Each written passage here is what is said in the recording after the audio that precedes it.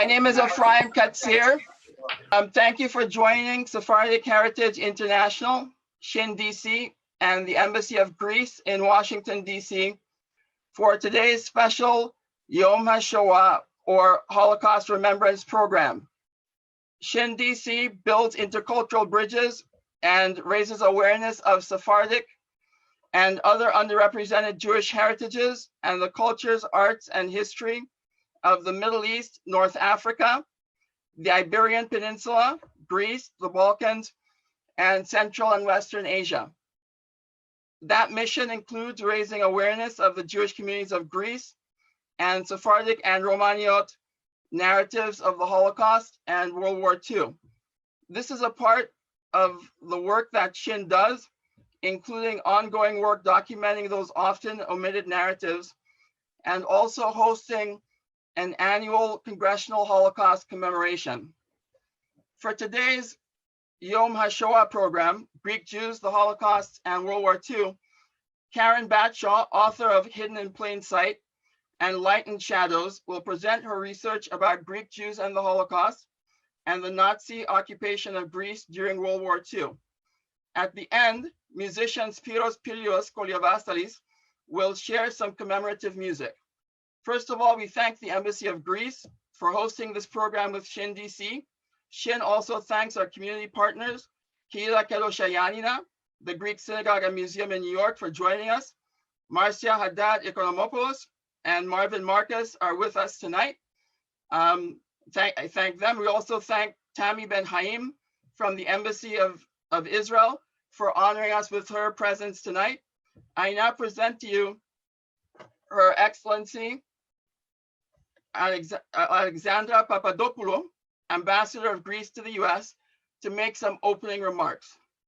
Really, let me start by telling you how honored the Greek Embassy is to be able to co-host this program, and how honored I am to participate in this discussion. I will start with the personal connection I have to the Sephardic Jews, since my brother is married to the granddaughter of a Jewish lady, Greek Jewish lady from Thessaloniki, who left Thessaloniki just before the First World War, emigrated to France, and her granddaughter married my brother, and they lived in Los Angeles. So I have heard many stories about the Jewish presence in Thessaloniki. And it's really it's a fascinating tale of what the Jewish community in Thessaloniki was, and of course, of the dissemination they suffered during World War II. The days of remembrance, it's a solemn day. It's a solemn day because we pay tribute, we commemorate, we honor the memory of millions of people perished in unfathomable circumstances, in a crime that, whose dimensions cannot even be grasped by human mind. It is the least we can do in the memory of those people, but also it's a celebration for the human spirit, the spirit of those people who perished and those who survived. These people who were the ultimate victims, but at the same time, they were victors because they went to their death brave, in an indomitable way, and in a way that inspires us today to say never again. For us, for the Greek government, for all of us in Greece, the most important message from these celebrations is these words, never again. We have to remember so we will not have to go through the same horrors again. Our guest today is Ms. Karen Batshaw, whom I would like to thank a lot for accepting the invitation, and who will be talking about her research on the Jews of Greece and how, unfortunately, so few of them managed to survive and make a new life in Greece and the US and Israel itself. Especially her book, Light and Shadows, the reader witnesses these extremely cruel persecutions that also Greeks have suffered in Asia Minor in 1910 and 20s. And although different dimensions, prosecution and persecution is always the same feeling. Mass crime against innocent human beings who have to suffer only because of their race and their religion. And this is unacceptable, completely unacceptable. At the same time, in the book, a living bridge is built between these genocides and the civil rights movement in the US, reminding us of the common root of evil, which is discrimination and inequality. Mrs. Batshaw's message is crystal clear. Each of us is entrusted with the duty to safeguard universal values. If we fulfill humbly our individual duty, life wins. This is a message of hope, strongly relevant in the unprecedented times we're now living through. For Greeks, for Greece, the respect for human rights, the respect for every individual, the respect for rule of law, and the promise to never forget what happened is the guidance of our policies. Thank you so much.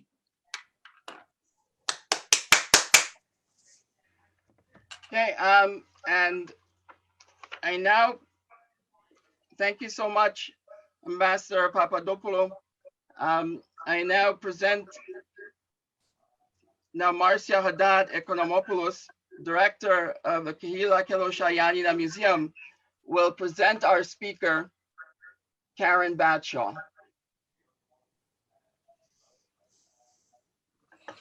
Thank you. I am deeply honored to be here on this important occasion. I'm deeply honored to be in the presence of Her Excellency, the Ambassador of Greece. And Ephraim, thank you so much for everything that you do. I met Karen a number of years ago when she got in touch with me and proceeded to buy every single book I had in our library that had to do with Greek Jews. And I said, who is this crazy person? Well, over the course of the years, I really began to admire her. You know, too often, historical fiction forgets the history and concentrates on the fiction. Karen took the history very seriously, and for this, I'm very grateful.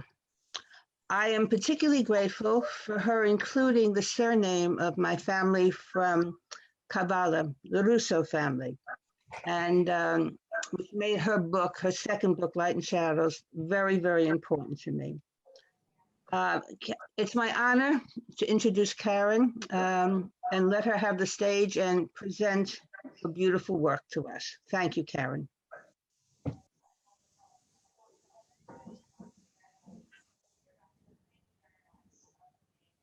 Okay. Am I good? Can people hear me? You're good. Yeah. Okay, great. All right. I want to thank everyone. I want to thank Ephraim from the Sephardic Heritage Group and the Embassy of Greece. And I want to thank the ambassador who obviously read my book because she knew all these things about how I tied in civil rights and the genocide of the Greek Orthodox in Turkey plus World War II. So that was really nice. So I want to talk to start with about who I am and how I came to write the two books. Now, the books are historical fiction, and my feeling is there are a lot of people who don't want to read just a nonfiction book about Greece or World War II. But if you take a book and you make it historical fiction, then people get engaged in the characters and they learn the history through what happened to the characters. So my characters are all fictional, but everything that happens is real. And what Marcia had said about me doing all the research, it was really important to me to not make any mistakes, because I felt if you read my book and you saw something that was wrong, then you wouldn't believe all the rest of the things that were in the book. And it's been in the books. And it's been really nice. I've done some book groups. These were people who were not Jewish. And they said they looked all the things up that were in my book to see if it was really true. So that's what, and I've been doing presentations, educating people, and it's been my honor to educate people about what happened to the Greeks in World War II, both the Jews and the Orthodox Christians, and about the genocide that happened in Anatolia. So who am I? I am not a Sephardic Jew.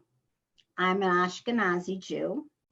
And my family was fortunate because they came over around 1900, which means I have no immediate connection to the Holocaust. I mean, I'm Jewish, and obviously I know there must have been extended family that were annihilated, but I myself didn't have relatives that I knew. And as I said, I'm Ashkenazi Jew, so I had no connection to the books that I wrote, what happened to Greece in World War II. So people say, how did I come to write these books? Well, before I was writing these books, I was an international adoption social worker, and I did adoption in Cambodia. So it's a big leap, right, between Cambodia and Greece. But I had been in Tarpon Springs, and I happened to be there just coincidentally. It was Greek Independence Day. And I put a picture on Facebook of the parade in Tarpon Springs of Greek Independence Day. And one of my clients from my adoption days in Cambodia saw my picture of Greek Independence Day, and she reached out to me and she asked me if I was Greek, and I said no. And she told me she was dating a Greek Jewish man, and she wished him happy Independence Day. And he said to her, how do you know it's Greek Independence Day? And she told him about me. And he said, she's not Greek and she knows about Greek Independence Day. I want to meet her. Well, they're up in New York, and I have a son up there. And I thought I'd like to meet this man. But before I met him, I went online and I looked up Greek Jews and found out most of them were annihilated in World War II.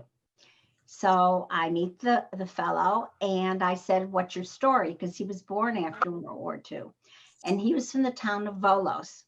And he told me how his family and most of the Jews, about 60% of them, were saved by the Orthodox Christians. And I thought, this is a good story that comes out of World War II, because as we know, there aren't many good stories coming out of World War II. So I started to research it.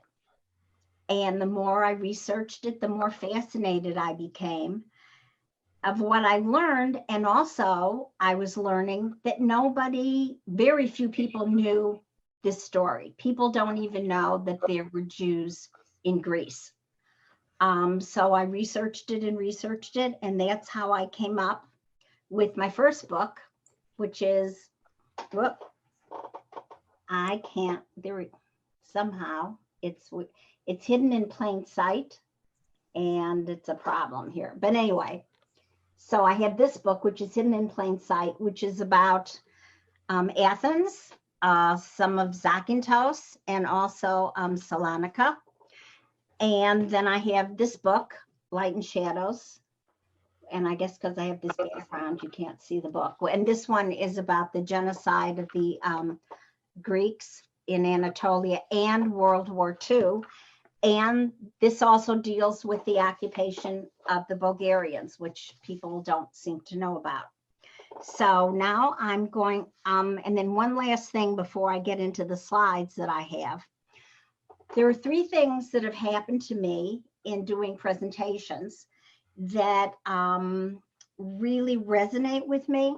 The first is I was in Memphis talking in a Greek Orthodox church. And when I got done with my presentation, an elderly man got up and he said to me, I was a hidden child in Athens. Thank you for telling my story, which just really, touched my heart. Then I was speaking in Maryland at a Greek Orthodox church, and an elderly man came up to me and he said, I was a child in Salonika. He said, and he had a friend who obviously must have survived, which very few Jews did. And his friend said to him, how come you didn't help save us? And this elderly man said to me, we didn't know where they were going. And you could see the guilt that this man must have carried his whole life. And the last thing to share with you, which was in terms of what Ashkenazi Jews know about the Greek Jews, I met a woman on a plane whose mother was high up in a Jewish organization. And when I told her what my talk was about, she said, I didn't know that Hitler went after Sephardic Jews. I thought it was only Ashkenazi Jews. So that just boggles your mind and tells you how I feel it's important that if people read my books, that they learn things that they don't know about. So my first slide is Europe before the war, 1939. And since this audience pretty much, I assume everybody knows where Greece is, because sometimes when I talk, people don't know. So it's all the way in the bottom there, next to Turkey, between Turkey and Italy. And this is what Europe was looking like then. Okay, so now the next slide shows you the Nazi invasion of Europe in 1941, where the Nazis are all over Europe. And in 1940, Hitler and Mussolini align as part of the Axis. And Mussolini is supposed to take over Greece. And that was okay with Hitler. Mussolini tells Greece, I'm coming in. And today there's a holiday in Greece called Ohi Day, which is in October. And that was the day that the Greeks said, no, you're not coming in. And so then there's a war that's fought in Albania. And there was a Jewish hero. His name was Colonel Mordechai Fritzi. He was one of the first high-ranking Greek officers who actually died in the Albanian War. And there are statues erected of him in Greece. Now, the Italians didn't do so well in Albania because the Greeks were fighting against them. And so Hitler said, you know, I'm coming in because this is, I gotta, you know, forget about Mussolini. So then in 1941, April 5th, the Germans marched down into Salonika or Thessaloniki. And by the way, Thessaloniki is named after Alexandra the Great's stepsister. April 18th, the Prime Minister of Greece commits suicide. April 24th, the Nazis arrive in Athens. Now, the only place in Greece that there was much or any resistance was in Crete. The reason for that was most of the Greek army was still up in Albania. And even if it wasn't up in Albania, they really didn't have the firepower to resist the Nazis. But in Crete, there was a resistance. And it said that because of the resistance that there was in Crete, it delayed the Nazis from going into Russia. And that may have made them get caught in the Russian winter, which foiled the Nazi plans. Okay, so now this is the triple occupation of Greece after the Nazis came in. So they gave parts of Greece to their, different parts of the Axis. So the red area is the Germans. Now this is early, this is in 41. The red area is the Germans, the blue area is the Italians, and the green area is the Bulgarians. And most people don't know anything about what happened in that Bulgarian area, and hopefully I'll have the time today to get into that. So with the Italians in Athens, there weren't many measures against the Jews at the beginning. Here are the tanks coming in on the Acropolis. The swastika flags in the Acropolis. I'm sorry, in Athens. And here's the Nazi flag being raised on the Acropolis. And there's a very interesting story that when the flag was raised and there was the guard on top of the Acropolis who had to raise the flag and he had to take down his Greek flag. And the story is that the guard wrapped himself in the flag, the Greek flag, and jumped off of the Acropolis. So then the Nazis raised their flag. And shortly thereafter, not too long afterwards, two young men go to the library, because in those days people used to go to libraries, and found that there was a pathway inside the Acropolis that went up to the top. And so in the middle of the night, they went up and they pulled down the Greek flag. Now, one of these men, the men were Glizos Minoli and Santos Apatolos.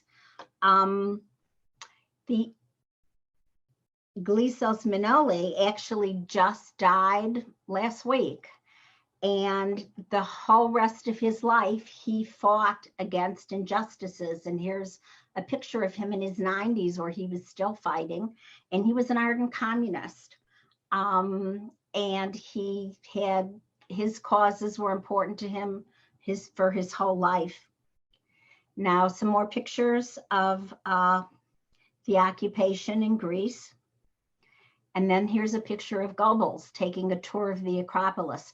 Hitler never bombed the Acropolis. I mean, he never bombed Athens because he felt that he wanted to have Athens for himself after the war.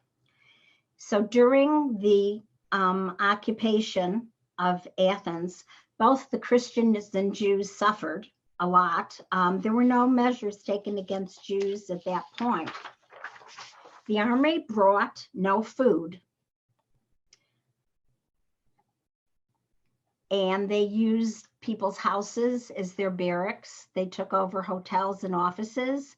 They took everything. They stripped the homes, the doorknobs, the sheets, the furniture was turned into firewood. The olive oil was used for machines. They burned the crops, the pack animals, the donkeys, and the cars. The factories were shut.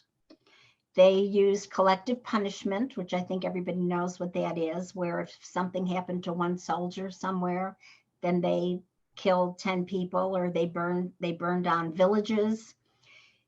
And all the Nazis destroyed 80% of the industry, 90% of the ports, the roads, the railways, and the bridges, 25% of the forests. Over 1,000 villages were burned to the ground, and there were many villages where only women were left. In 1940, the winter of 40-41, there was mass starvation. Now, these children look to us like what the kids from Biafra look like.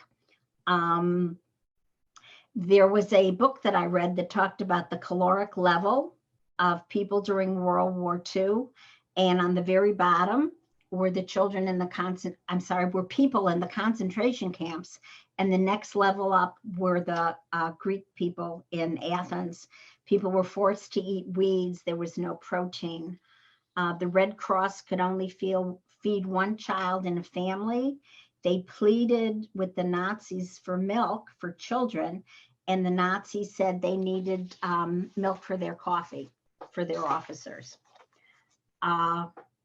So times were really, really bad for everybody in Athens. Now I'm going to talk about the Jews in Greece. And now I have a picture there of Salonika and where it is. And here's the White Tower, which is kind of the iconic place in Salonika, if anyone's been there. So at the beginning of the war, there are 60 or 70,000 Jews. After the war, there's less than 1,000. Who are these Jews in Greece, and where did they come from? The first group of Jews were Romaniot, and they spoke Greek, and they have been in Greece since the time of Alexandra the Great. The second group were Sephardic Jews that came after the Alhambra decree in 1492, and they spoke Ladino. And there was a sprinkling of Ashkenazi Jews, but they were really absorbed by the other Jewish groups. So Salonika is mostly Sephardic. They were the majority before 1923. At that time, the ports were closed on Saturday. It was called the Mother of Israel. And actually, because it was the majority of the population. And then suddenly in 1923, it wasn't anymore, which is what led me to learn about the Treaty of Lausanne and the exchange of populations, which I talk about in Light and Shadows. I'm going to try to hurry through because we don't have a lot more time. So at the beginning, the Germans didn't do very much. And people thought, well, maybe things aren't going to be really so bad because there wasn't that much discrimination against the Jews. And so a lot of young men went, who initially thought, well, maybe we shouldn't stay, and they went and joined the partisans, are called Andartes, up in the mountains, the resistance.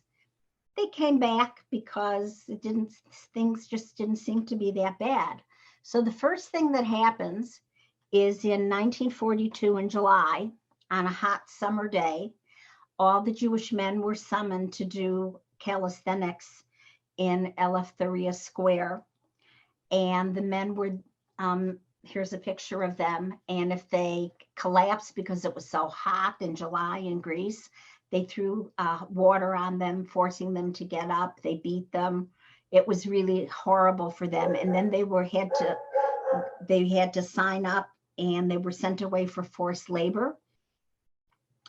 What the Jews did, they tried to get the men to come back, and they tried to buy their way back, like, we'll pay for laborers if you let our men come back.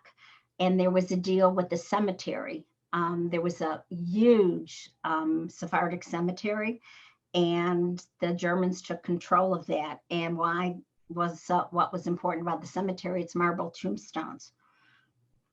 So after this point, that's in 1942. Then in 1943, things start to get, going through here too fast, are starting to get worse. The Jews have to wear stars. There's curfews. They're moved to an area near the train station. At first they can come and go. Then there's barbed wire. And what did the Germans tell the Jews?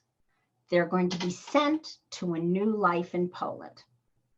So you need to change your money, get Polish money. And a lot of them, some of the men who had still gone up into the mountains to work with the partisans came back because they thought if their whole family was going away, they wanted to go with them. The unfortunate thing in Salonika was the head rabbi told the people, don't worry about the Nazis.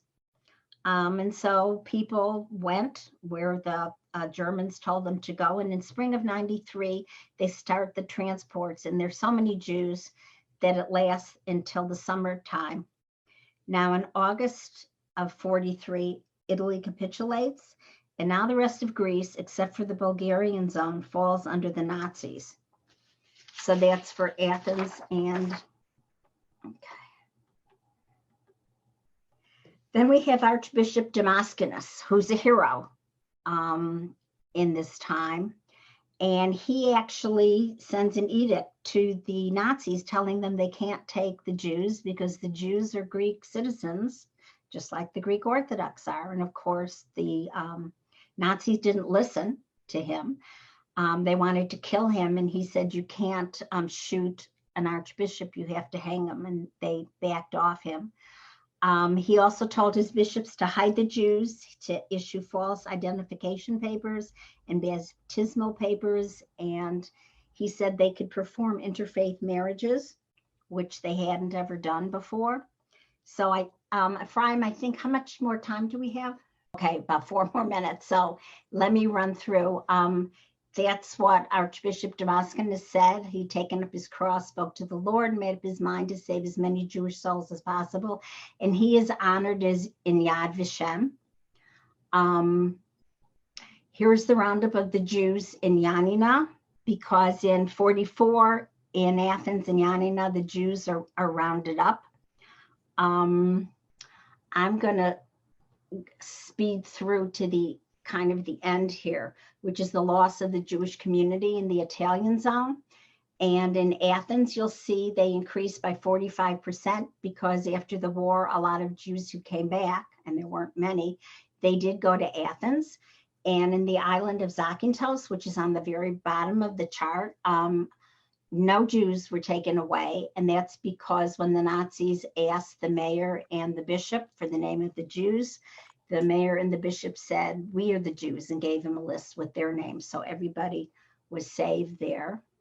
The German zone of occupation, the interesting Crete, which loses 98% of its population because Crete is an island, and the Jews were put on a boat and the British sank the boat, not necessarily knowing that there were Jews on it, but it was a German boat, so they sank it.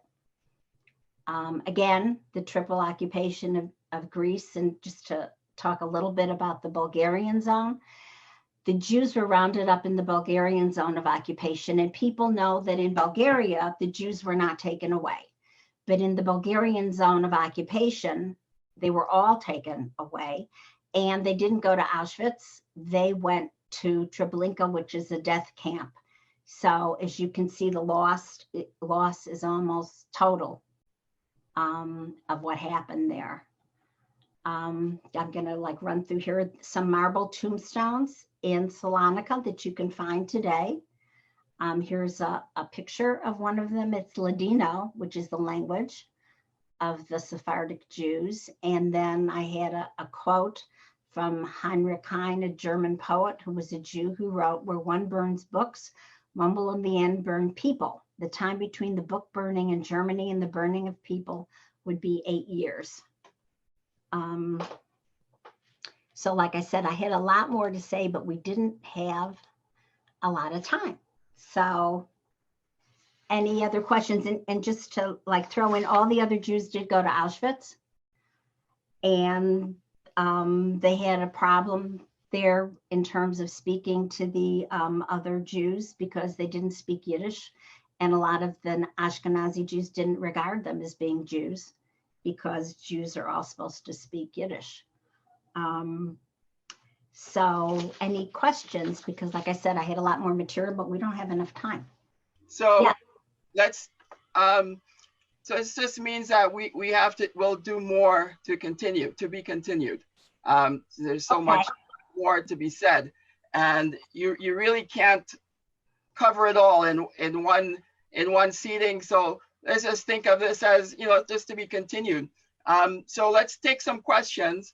And Karen Pauly has a question. Okay. Karen? I'm here. I want to know, as a Hispanist, my field, I'm the granddaughter of 1914 immigrants from Salonika. My uncle founded the Sephardic synagogue in the Bronx, which then moved to Queens. But here goes. I want to know what part Queen Frederica, a German princess, played in the whole scheme of things. I've been given to understand that she was a Nazi collaborator. Is that true or not? Maybe Marcia can answer that. I've never heard a thing about it. Queen Frederica was not involved in Greece until 1947. So she had absolutely nothing to do with the persecution of Jews in Salonika. Oh, I'm very glad to hear that. But how was it? Where was the Greek king then?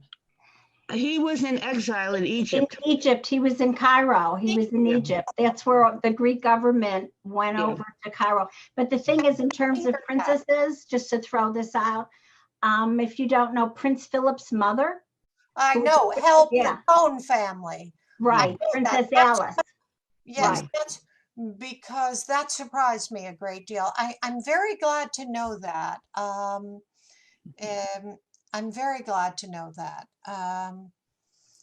If I can jump in, at that time it was not, Frederica was not queen. We had another king, King George II. Frederica's husband became king 1947. Yes, and my understanding was that the Archbishop of Salonika did not get the message from the Archbishop of Athens. It was after the Jews were already being taken away, and it was after that. Okay, there was only one archbishop in Greece, and that was Archbishop Damaskinos.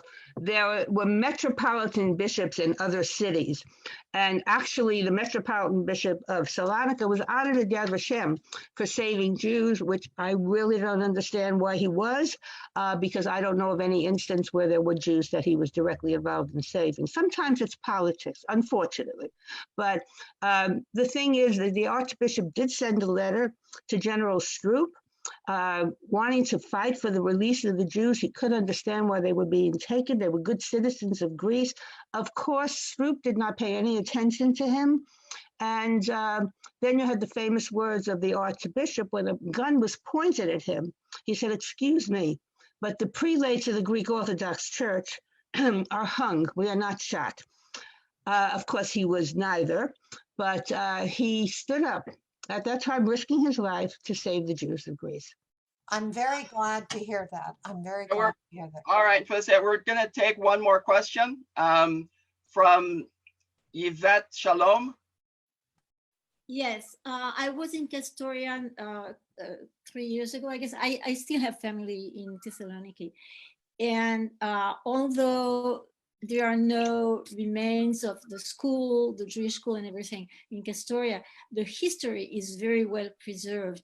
The Castorian population tried very much to help the Jews there. Castoria is about 2 hours drive from Thessaloniki. Do you have anything to say about that? Can I just interrupt for a second?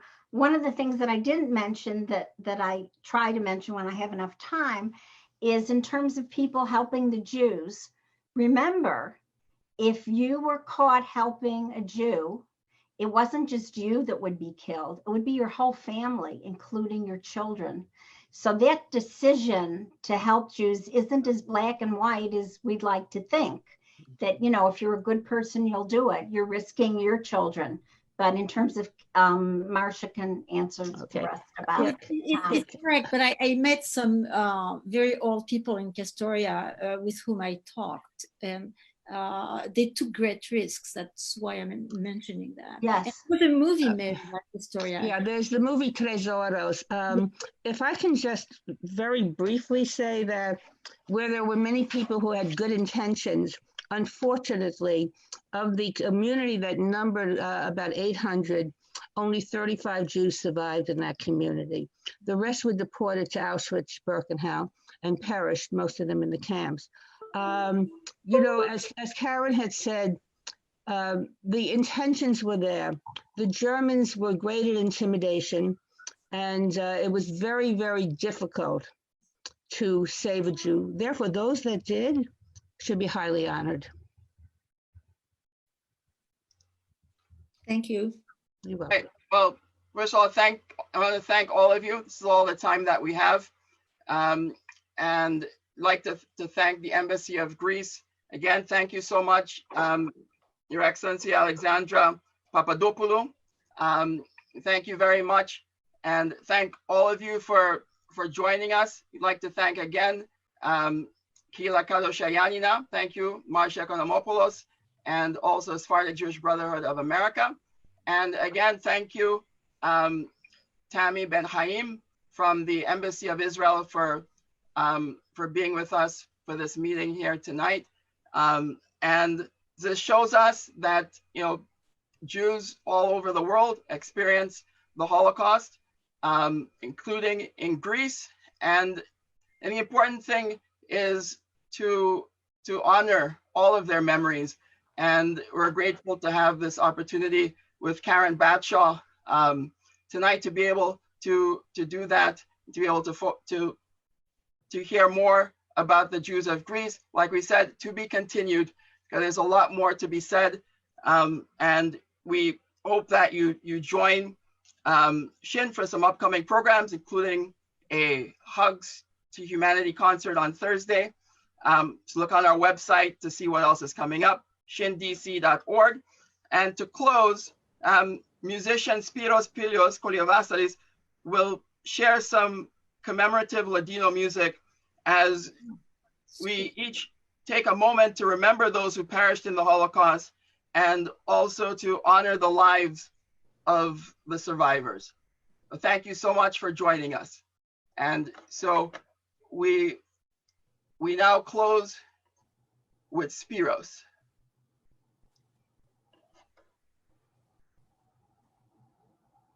Good evening, everyone. I don't know if you can hear me. Your Excellency, Ambassador Papadopoulou, pleased to meet you. Nice meeting you.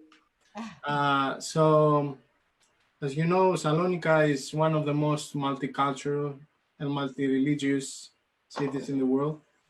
And we have a lot of good Sephardic music. So the song that I chose to play for you tonight, with a Spanish instrument, actually, the Spanish laúd, it's the Morenika, Melachrinula in Greek. And it's a song that is very common for the Jewish people. I mean, you can see that you can hear it from Israel all the way to Spain, all the Balkan area and worldwide. So Morenika.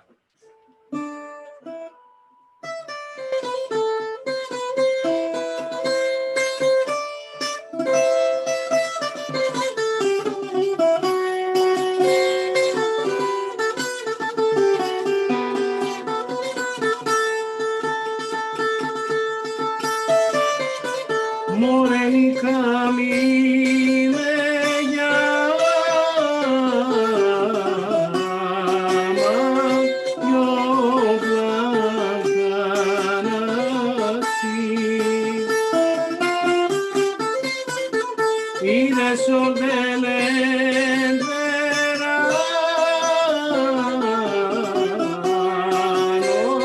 me hicían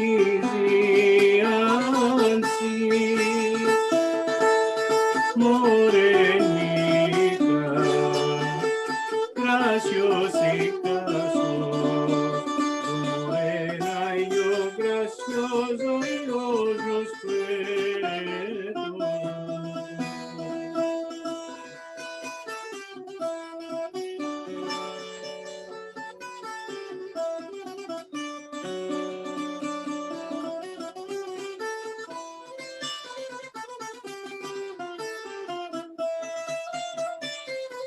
Morenika mi me llama, los marineros.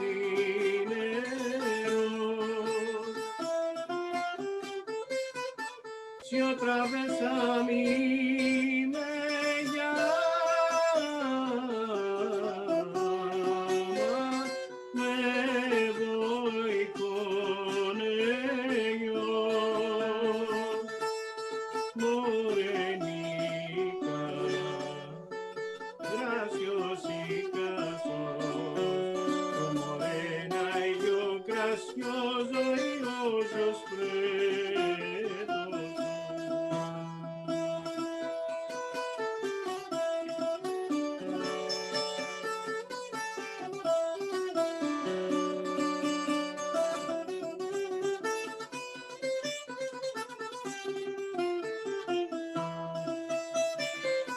Morenika mi me llama,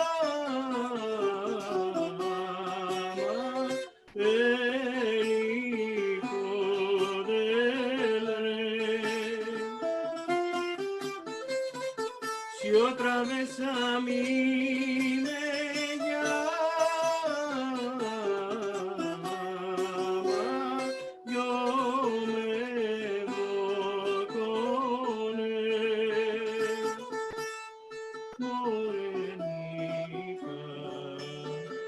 graciosita sos, morena y yo gracioso y ojos pretos.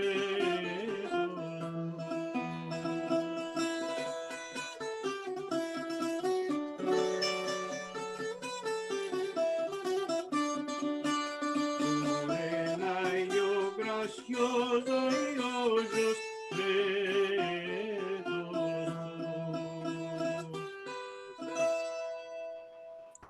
Thank you Thank you so much, Spyros. And for the invitation. thanks to all of you for joining us. And so until next time, Good night, everyone. good night.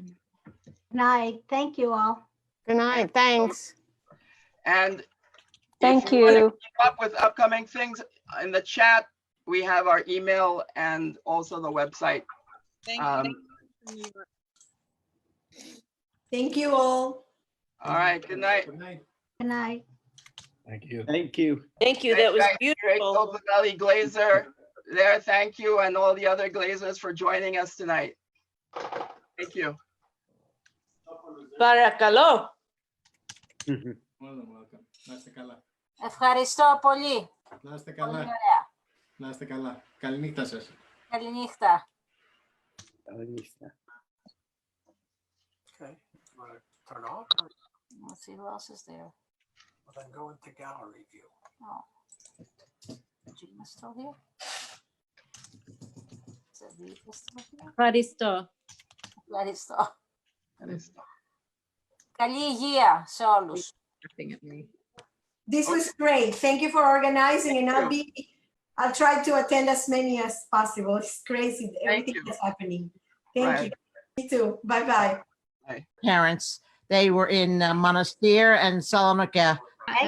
Alana, I want to speak to you afterwards because my family came from Monastery and Salonika too. So we'll compare Philly's history. Okay. All right. Thank you for joining Thank us. you very I much. look forward to seeing more. Yes.